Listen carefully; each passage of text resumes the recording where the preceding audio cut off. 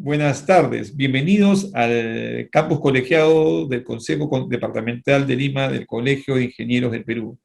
El día de hoy nos engalana con su visita el doctor Arístides Alfonso Tejada Arana. Bueno, el doctor Arístides es un personaje muy conocido en políticas públicas. Primero, su currículum es impresionante. El doctor tiene 4 doctorados en seguridad y tecnología, en administración, en economía, en administración, también tiene postdoctorales, PhD, en ética y responsabilidad social por la Universidad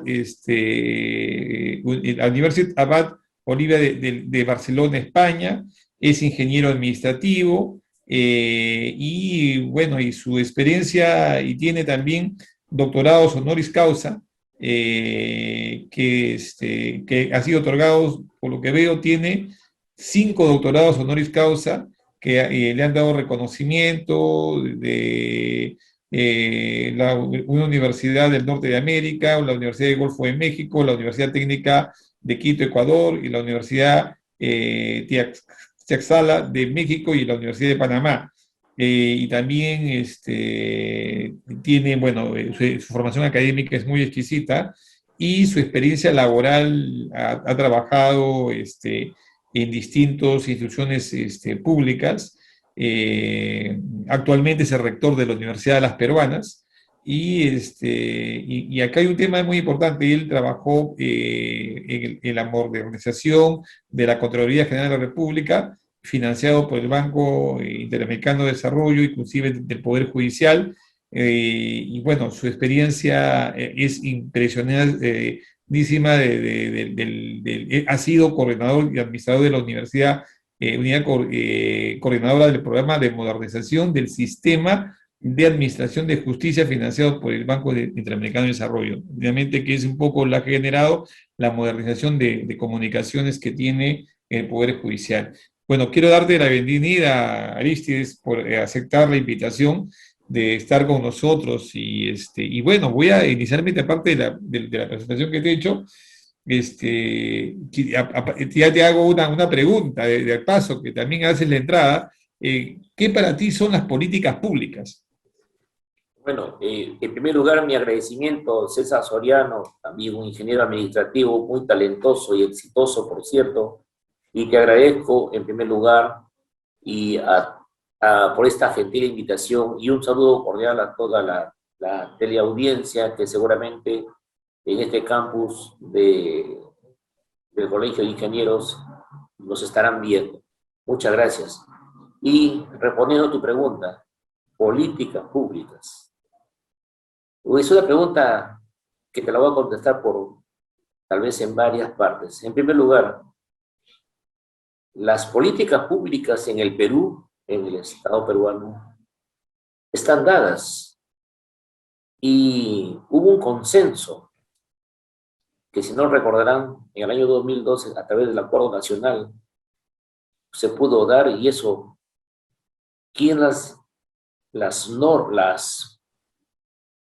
conduce, las administra, las dirige? Todo esto es CEPLAN. Entonces, cuando escuchamos alegremente políticos, no sé si son políticos o si son personas que desarrollan estrategias para lograr alcanzar una política. En conclusión, las políticas están dadas en el Perú. Y están dadas son 33 políticas a nivel nacional, y están escritas para los diferentes sectores: educación, salud. Es decir, el Ejecutivo tiene en cada uno de los ministerios una política en la cual tiene que cumplir. Los jefes de Estado o los gobiernos de turno lo único que tienen que hacer es cumplir con esas políticas. ¿Y cómo las hacen? Las hacen definiendo estrategias, que pueden ser muchas, para lograr esas políticas. Entonces, cuando a mí me dicen, es una cuestión de política, no, momentito, no, aquí no tiene nada que ver la política. Acá lo que tiene que ver es la estrategia, señor. ¿Cómo usted define una estrategia para poder lograr alcanzar o decir hemos cumplido con la política A, B o C. En estos tiempos que estamos observando, señores que quieren alcanzar la presidencia, lo único que hacen es plantearnos algunas estrategias, nada más. Porque no, las políticas las cambiarán cuando. Una política es analizar una realidad, diagnosticarla, estudiarla, su factibilidad, a fin de poder satisfacer una necesidad de la población. Por lo tanto, una política tiene que ser muy medida y ver si tenemos la capacidad de llevarla a cabo y que sea sustentable en el tiempo. Y eso resulta de un diagnóstico, de un análisis muy profundo y ver justamente si se responde a la necesidad de una sociedad determinada. Yo no puedo hacer políticas a la medida de algún sector A o B, no. Son políticas nacionales, que pueden ser también sectoriales, por supuesto que sí, pero son de ámbito nacional. Por lo tanto, cuando a mí me converso con personas que dicen que son políticas, momentito, ¿usted es un político o usted es una persona que trata de diseñar estrategias para lograr alcanzar el cumplimiento de una política? Para mí todos estos candidatos son netamente personas que están planteando estrategias para lograr algunas políticas. Ahora, que dicho sea de paso, las funciones presidenciales están escritas y eso no tiene por qué venderme o por qué ofrecerme, porque esa es su obligación. ¿Me entiendes? Entonces, como un alcalde, un presidente regional o como un padre de familia, no voy a decir, ¿sabes qué? Cásate conmigo porque te voy a mantener, te voy a dar de comer, te voy a vestir, te voy a dar medicamentos. Oye, esa es tu obligación. Ergo, los políticos, entre comillas, lo que plantean a veces son las propias funciones del gobernador, del alcalde, ahora las presidenciales. No me vengas a ofrecer tus funciones que por ley estás obligado a cumplirlas. Por lo tanto, si hablamos de políticas, bueno, pues si hablamos de ahora, hoy en día, la tan emergente política de salud. Pues la política de salud está escrita. Bien, ahora la pregunta es, ¿cómo logramos alcanzar esa política? Pues plantéate pues una estrategia. Para eso hay marcos estratégicos, para poder lograr, plantearle un plan estratégico. Ellos la llaman un POI mínimo, porque ese plan operativo institucional, que es una lista de actividades que te comprometes a hacer, tiene después una valorización, y esa valorización es lo que nosotros denominamos el presupuesto. Por tanto, nadie puede gastar, nadie puede ejecutar un presupuesto si no obedece a líneas de acciones que están previamente planeadas. Por eso que muchos advenedizos en la política se meten a tratar de ejecutar presupuestos y que no tienen coherencia con los planes estratégicos. Pues eso se llama malversación de fondos. Y al final, eso ya sabemos en dónde para el político, entre comillas. O sea, no son políticos, hay que tener mucho cuidado, ¿no? Cuando me hablan de políticos, a ver, que políticos o son personas que vienen a poder plantear sus mejores estrategias para lograr una política. La política de educación está escrita, está dada. Entonces, no me hables de política, la política es una sola. Ahora hablemos de estrategias, de cómo llevar a cabo una política en educación, es otra cosa, ¿no? Entonces, a veces, pues, como no estamos metidos en este punto académicamente y lo analizamos con mucha profundidad, a veces vemos, pues, que surgen políticos, y de política, pues, no, eso no se construye de la noche a la mañana, hay que hacer, como digo, todo un estudio. Y hay dos variables que hay que entender bien. Para que haya una política, tiene que haber en primer lugar la necesidad pública. La necesidad pública tiene que ser totalmente analizada, consensuada, y tiene que ser exquisitamente sostenible. Y la sostenibilidad pues tiene que tener un presupuesto, y la sostenibilidad en un periodo tal vez finito o infinito, no sé por cuánto tiempo, ¿no? A, para la satisfacción de la población. Ok, no, entonces aquí, Arístides, hay una línea bien delgada, ¿no? Entonces, bien delgada, porque tú has dicho en forma tácita, lo cual es correcto. Hay unas políticas, políticas y ya las políticas están dadas, las políticas públicas, y creo que acá hay un tema que no hay que hacer mezquino. Durante 25, 30 años, es decir, lo que han cambiado son las estrategias, pero las políticas han tenido un nivel de secuencia, ¿no? En el tiempo, ¿no? Y nadie puede negar que el país ha crecido, ¿no? Es decir, ¿no? Si no, no hubiese que, es decir, porque hay políticas, ¿no? Ahora, la corrupción es otro tema, ¿no? ¿No? Pero el país ha crecido bajo una visión de políticas. Entonces, mi pregunta sería, ¿pero qué pasa mañana, ¿no? En esta visión que se tiene, oye, mira, ¿no? Más populista, y se dice, oye, estas políticas eran malas porque miraban a los ricos nada más, ¿no? Y nosotros vamos a mirar a los pobres. ¿Se pueden romper esas políticas que ya estaban establecidas en ese plan y poder hacer otro tipo de políticas que podían construirse de la noche a la mañana? Sí se puede hacer. Todo en este mundo se puede hacer, pero hay que buscar ahora los mecanismos para lograr desarrollar una política. ¿Y quién desarrolla la política? Es un gobierno elegido soberanamente, legítimamente, y también tenemos que tener también la legitimidad, que eso es muy importante, ¿no? Y cualquier cosa que haga tiene que ser también, tiene que pasar por un filtro, porque no olvidemos que él maneja un poder del Estado, que es el Ejecutivo. Puede ser el mandatario de la nación, pero también todo lo que él va a normar tiene que pasar por un filtro, que es el Congreso de la República. Y el Congreso de la República es un filtro que creo que tiene, hoy en día no sé cuántos filtros tendrá, ¿no? Porque cada bancada es un filtro y puede dar una oposición o puede dar una pueden ser certivos en su respuesta, ¿no? Pero yo voy más allá todavía. Miren, si hablamos de políticas económicas, por ejemplo, ¿no? De la política económica del país, eh, yo creo que todo el tiempo que tú tienes de uso de razón, y yo también, nos dijeron que el país, perdón, el departamento más pobre del Perú era Huancavelica, Abancay, ¿sí o no? Uh -huh. Y hasta la fecha siguen sustentando los políticos que son las ciudades más pobres.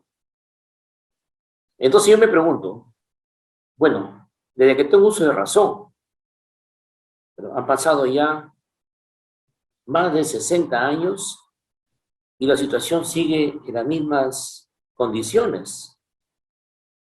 Entonces nos preguntamos, oye, un momentito, esto no ha habido ni un cambio, 60 años, 55 años en las mismas condiciones y que no haya habido un gobierno de turno que haya visto dentro de sus alcances, de su política de expansión, crecimiento económico, desarrollo económico, etcétera, no haya podido ver eso.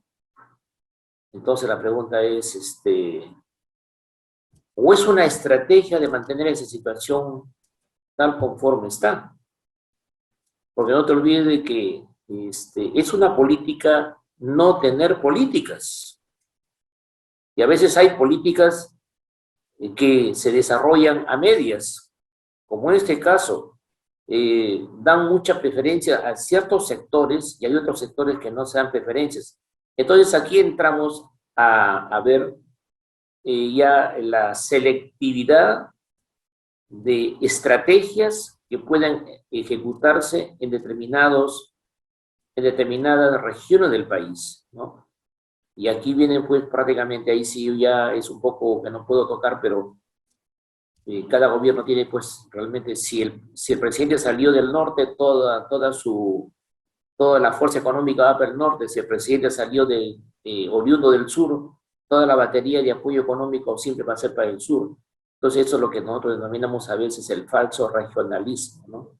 Esa es parte justamente del juego, no digo juego político, no, yo no toco la política, del juego del manejo de las estrategias, de cómo se manejan los recursos fiscales del país, que es muy diferente. Entonces, cuando tú le hablas de esa manera a los economistas, la cosa se torna diferente. Yo no toco política, la política está ahí. Dime cómo has logrado desarrollar las estrategias para alcanzar esas políticas. ¿Cuáles son las preferencias?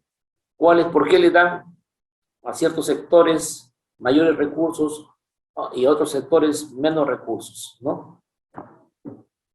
Hay un tema que es interesante, ¿no? Porque hay muchas regiones que han tenido recursos, ¿no? Sí. ¿No?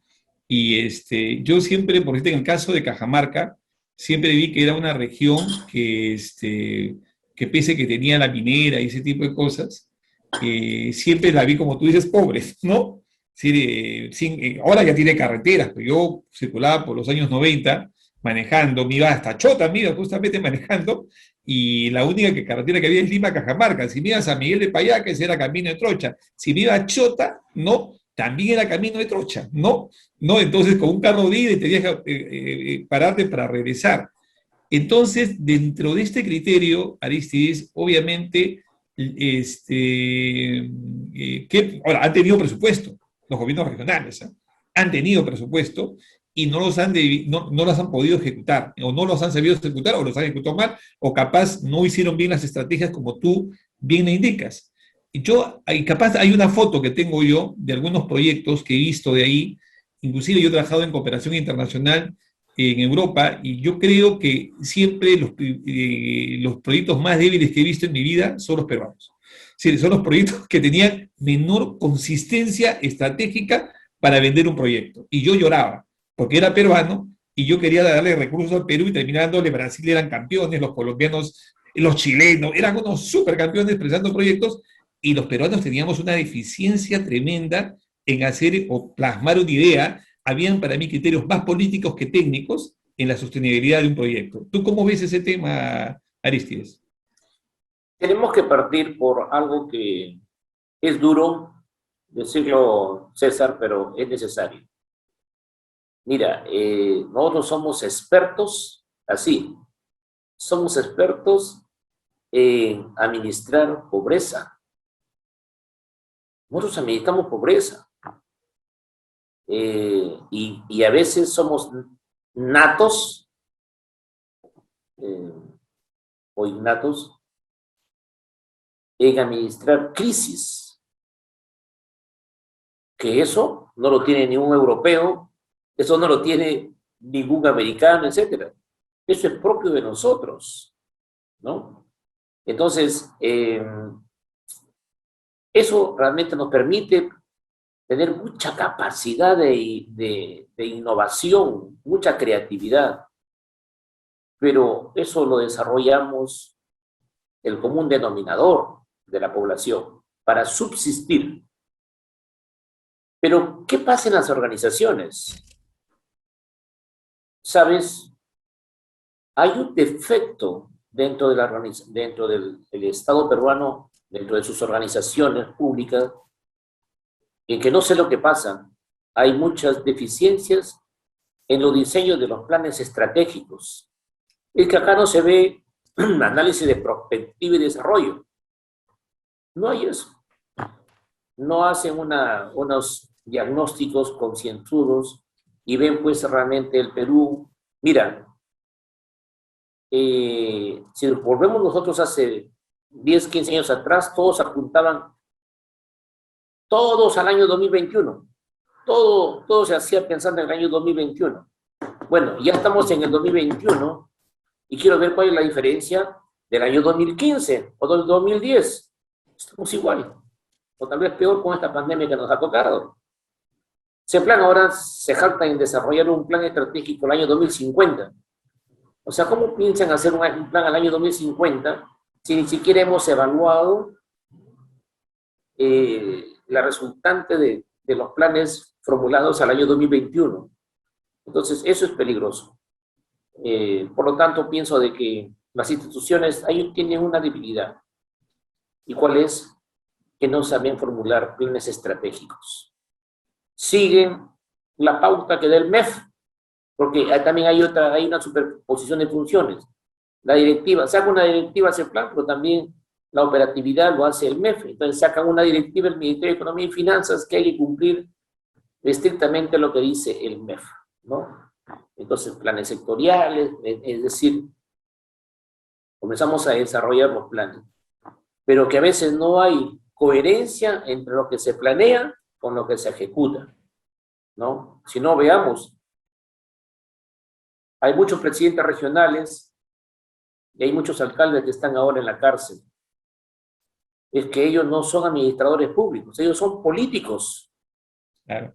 Y recordemos esto, el señor alcalde, el señor presidente regional, o como también últimamente lo que piensan ser presidentes, les ponen la banda presidencial y dejaron de ser políticos, se convierten en un funcionario público. Y como funcionario público tiene todas las responsabilidades del manejo de todos los sistemas administrativos porque son gerentes. El presidente de la República es el gran gerente, el presidente regional, el presidente del gobierno local. Y como muchos de ellos no conocen ni siquiera qué cosa es gobernabilidad ni gobernanza, entonces ahí vienen los problemas. Quieren manejar esto como si fuese como comúnmente dicen, su chakra, y esto no es así. La administración pública es la administración más difícil que existe en el mundo porque está regulada, y está regulada con normas, con leyes, con decretos, y es la administración más difícil que hay en el mundo, es la carrera más difícil que hay. Sin embargo, hay mucho advenedizo que se sube a tratar de hacer gestión pública y lamentablemente terminan al final donde muchos vemos con mucha tristeza pues, a través de una reja. Entonces, esto es muy doloroso. Entonces, el plan estratégico no lo saben formular, porque, como repito, se necesita una visión de futuro, se necesita una mirada prospectiva de desarrollo. Por ejemplo, yo quisiera ver cómo será el Perú de aquí a unos, mira, a unos 5 años, no pido más, ¿no?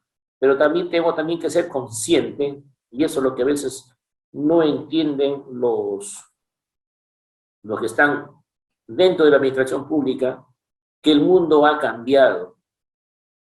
La globalización nos exige cambios tremendos. La innovación tecnológica es tremenda. La automatización, la digitalización, la presencia de las TICs, de todo lo que es tecnología de información y comunicaciones, es brutal. Es decir, y ahora esta pandemia ha afianzado mucho más y nos ha cambiado el chip. Muchas cosas ya no van a ser como marzo del ya cambió. Ya cambió nuestra vida.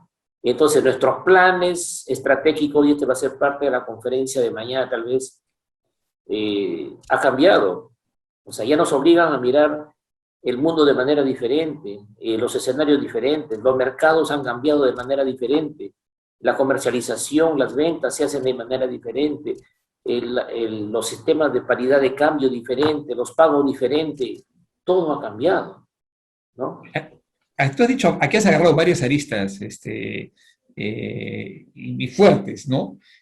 Has hablado de la perspectiva, pero ahí hay varios temas que creo que son debilidades nuestras, ¿no? Primero, hablamos perspectivas, pero en este país poco se ha investigado, ¿no? Por no decir nada. También ha habido un tema, bueno, y el I+D+, sí muy lejos, la universidad tampoco ha estado muy a la altura de la investigación todavía, ¿no? Ahí ha estado medio flaqueando el tema, y las empresas no se han involucrado mucho dentro de este contexto, ¿no? Entonces, y yo recuerdo cuando he hecho algunos estudios que me ha pedido el Estado, la base de datos es bastante pobre, ¿no? Bastante pobre en algunas cosas, y han seguido algunas muy buenas, como el Banco Mundial o el BID, pero metodologías muy rígidas. Total, cuando tú querías publicarla sectorialmente, a mí me pasó una con Foncodes, por decirte, ¿no? Todos los estudios de proyectistas que estaban en las regiones parecían los hijos de la misma mamá y el papá. Todos los analistas hacían la misma referencia bajo una base de una misma información que era bastante pobre y bastante endeble. Entonces tú decías, oye, yo agarré y voy a analizar esta realidad basado en un mismo contexto que todo el mundo se basaba en esto, y era bastante pobre, definitivamente, la información, y obviamente era poco, pues podías proponer una estrategia basado bajo ese criterio. Entonces, hay un tema, muy bien, y el otro tema que has agarrado, que a mí me parece interesantísimo, es que nosotros somos un país que nos victimizamos de todo, ¿no? Si siempre nos han dicho que somos un país de pobres, que estamos marginados, yo veo que yo he caminado este país de punta a rabo, ¿no? Y yo veo que sí, yo lo que creo que sí, yo creo que primero que hay muchos programas sociales en el país, como no juntos, como el tema de los comedores no popular, hay muchos programas, el CIS, hay cosas que ya no son como hace 10, 15 o 20 años atrás. El Perú ha cambiado. Lo que yo creo que es un país que está buscando su red de oportunidades, ¿no? Y cada una la tiene que tomar, y ahí capaz es lo que tú dices, capaz ahí la estrategia tiene que entrar, ¿no? Así como en lo de Huancavelica agarras tu estrategia en Huancavelica, los de Cajamarca, y comienzas a empoderar estos sectores que tú tienes, ¿no? Que ahorita están medio abandonados, pues, ¿no? Puede ser, ¿no? Pero ya es una visión mucho más local, mucho más regional, pero yo creo que el contexto, yo creo que ahí está, y es un tema de oportunidades. Lo que también puede pasar que este país ha tenido dinero y no lo ha sabido canalizar rápidamente, lo metió en el chancho y ahí lo dejó. Ese es otro tema. Entonces, pero creo que la idea camina por ahí. Entonces yo creo, cuando yo veo un país de emprendedores, ¿no? Que ves un tema de gamar, cuando veo gente pujante, gente migrante que la ha hecho, y tienes pues gente pues que tienes pues yo conocí a Máximo San Román cuando todavía no tenía nada, y ahora mira lo que es, ¿no? Y mira lo que hizo con su empresa. Y son gente migrante. Es decir, este es un país de ricos, es un país de emprendedores, es un país de vendedores. Entonces, inclusive el estudio del GEN dice que Perú, dentro de las economías en evolución, ¿no? Es el quinto país emprendedor en el mundo. El quinto, ¿no?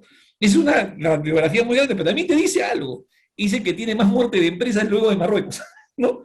Entonces, esa es la foto capaz de políticas que todavía, no políticas, sino de, como tú dices, de estrategias que todavía nos faltan funcionar, pero yo veo que es un país rico de opciones y oportunidades. ¿Y por qué victimizarnos, no? ¿Por qué ser populistas en el tema, no? Si yo realmente veo esa gran incoherencia. Y cierro el tema, y yo recuerdo que teníamos un proyecto, y mira, ¿de dónde te voy a decir que tenía el proyecto? ¿Ah?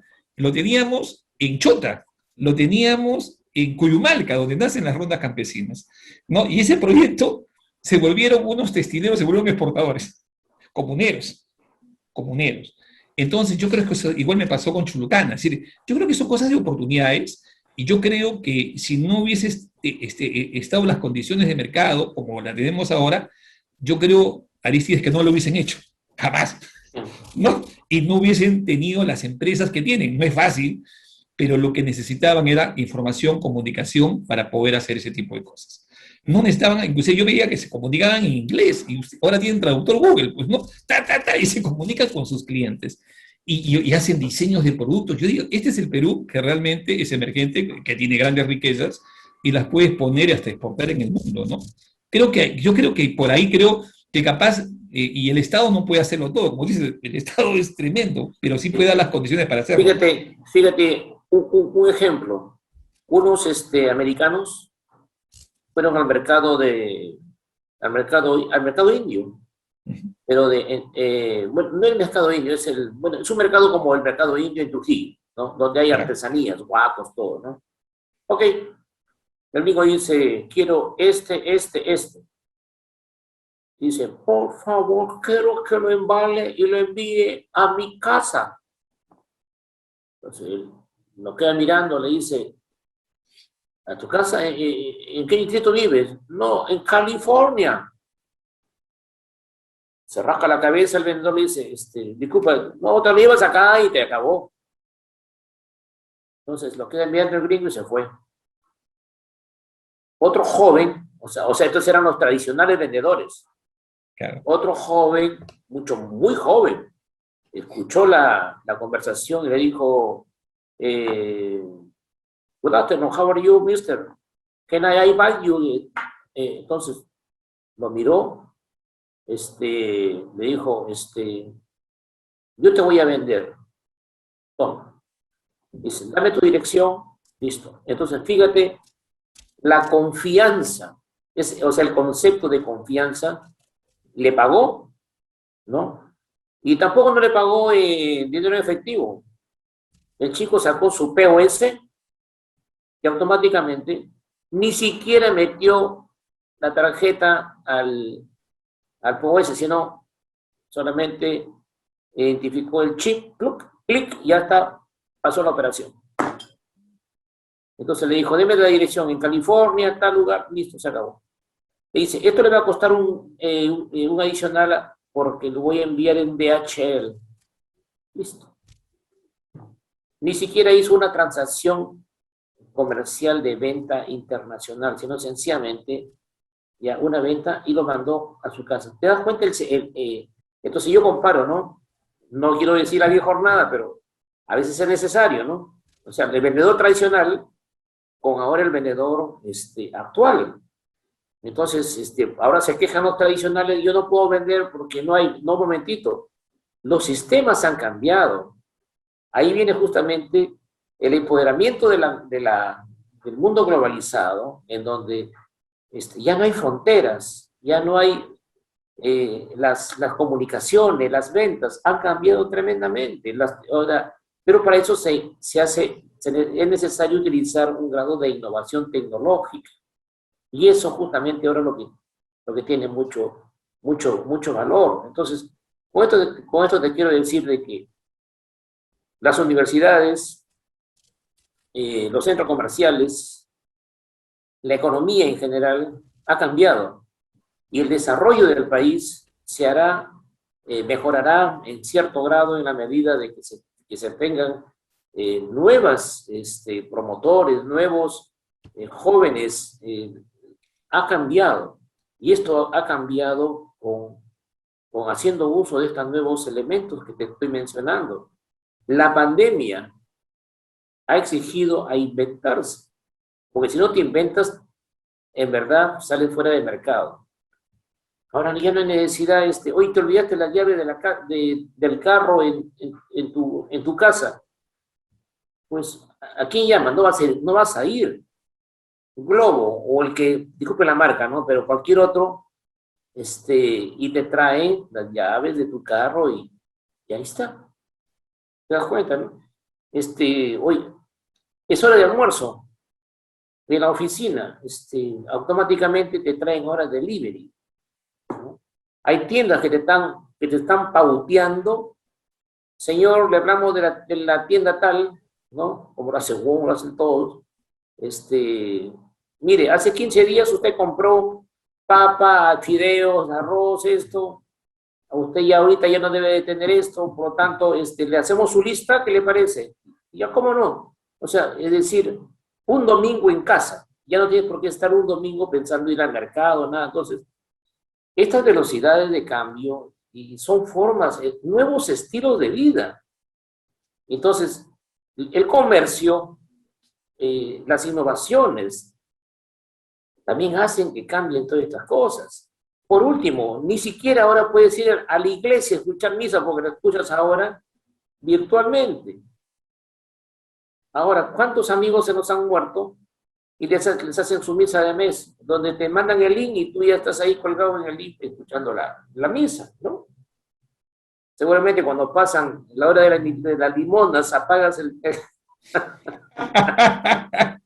No, qué bueno, ¿no? Un ratito y después lo prendes, ¿no?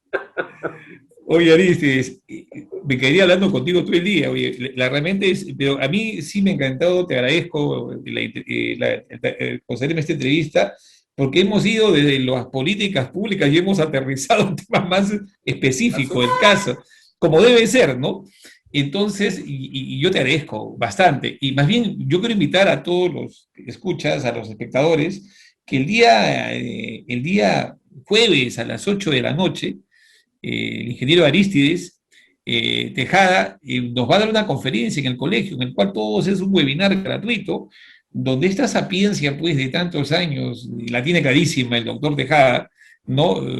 Con respecto a políticas públicas, en un momento tan importante en el que el Perú necesita saberlo, sí necesita saber este tipo de cosas, porque no es que las cosas ya le entendí muy claramente, ¿no? Que las políticas están dadas, ¿no? Que si lo que faltan son estrategias. Yo creo que nos van a dar muchas luces realmente por dónde es donde camina el Estado. Aristides, muchas gracias por acompañarnos el día de hoy. Te esperamos el día de mañana a las 8 de la Mañana. noche.